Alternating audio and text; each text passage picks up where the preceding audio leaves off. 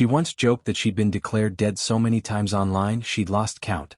"I ain't dead yet," she said with a laugh just months ago. Today, for the first time, that's no longer true, and the world is trying to figure out how to say goodbye to a woman who spent 60 years telling us she'd always love us back. Dolly Parton's family confirmed today that she has died at the age of 80. The announcement came from her nephew, Bryan Seaver, who has served as her head of security for over 2 decades, a role his own father held before him. In a video message, he said it was an honor mixed with absolute pride and great sadness, adding that Dolly had asked him years ago to be the one to deliver this message when the time came. Early life: the girl from the cabin. Dolly Rebecca Parton was born January 19, 1946, in a one-room cabin on the banks of the Little Pigeon River in Pittman Center, Tennessee. She was the fourth of 12 children, not the baby, not the oldest, just one voice in a very crowded house. Her father built things out of nothing. Lee Parton worked as a sharecropper before scraping together his own small tobacco farm, picking up construction work on the side to make ends meet. He never learned to read or write. Dolly has said it anyway without hesitation: he was one of the smartest people she's ever known when it came to money. Her mother gave her the music. Avi Lee had 11 pregnancies in 20 years, including a set of twins, and was a mother of 12 by age 35. Often sick, always working, she still filled the house with Smoky Mountain folklore and old Welsh ballads passed down through generations. Dolly credits that side of the family for her voice, and her father's side for her business sense. Two very different inheritances, both showing up decades later. Church came before fame. The Partons were Pentecostal, and Dolly's grandfather pastored their local congregation. That's where she first performed in public, age 6. At 7 she was playing a homemade guitar. At 8 her uncle bought her a real one. The stage was a pulpit long before it was anything else. Then came Locust Ridge. The family moved to a 2-room cabin on nearby Locust Ridge while Dolly was still young, and this, not Pittman Center, is the childhood she actually remembers. It's the land that became my Tennessee mountain home. They lived there 6 or 7 years, dirt poor by her own description, the kind of poverty she'd later turn into coat of many colors, and in the good old days, when times were bad. Her father paid the doctor who delivered her with a sack of cornmeal. There simply wasn't cash to give. But she started performing before she was even a teenager. Local radio, local TV, all before she hit double digits. By 10 she had a regular spot on the Cass Walker Show in Knoxville. At 13 she cut her first single and played the Grand Ole Opry stage, where she met Johnny Cash, who told her to trust her own instincts and ignore everyone else's advice. The rise. Her early years in Nashville were a grind, writing hits for other singers before anyone would let her sing her own. She wrote top 10 hits for other artists before she ever charted one herself, and by 19 she'd already been pitched and rejected as a bubblegum pop singer by a label that thought her high soprano wasn't suited to country music. Her break came in 1967, joining Porter Wagoner's television show, though it took years of fighting to be taken seriously as more than his duet partner. Even then, some of Wagoner's own audience booed her for months, still wanting the singer she'd replaced. She pushed through it.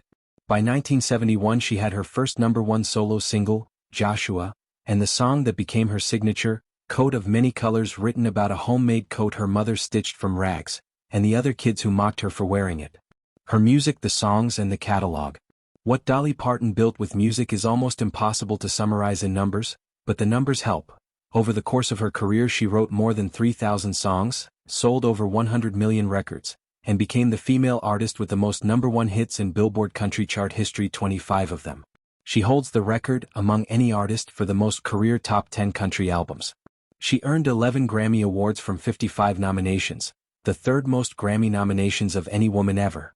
She wrote I Will Always Love You in 1973 as a farewell message to Porter Wagoner when she left his show to go solo. It topped the country charts twice for her, in 1974 and again in 1982.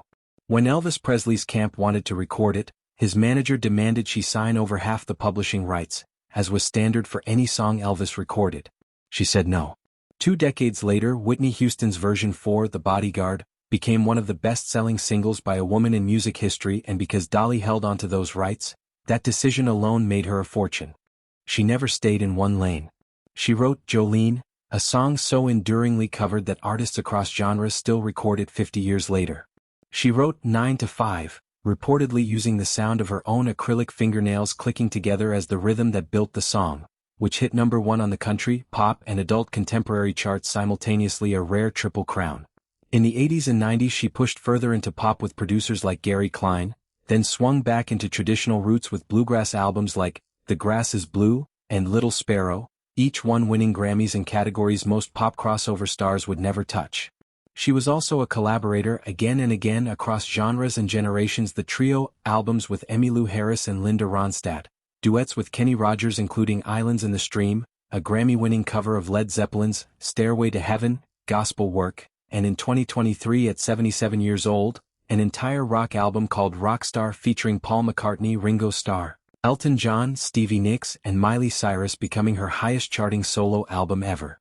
In 2022 she was inducted into the Rock and Roll Hall of Fame, an honor she initially tried to turn down, saying it was for the people in rock music, until she was told to accept it anyway and did.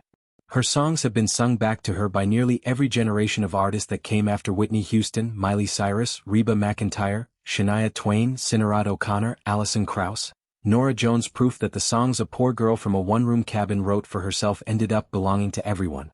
Beyond music. But Dolly was never just a singer. She built an empire. Dollywood, her theme park in the Smoky Mountains, drew over 3 million visitors a year.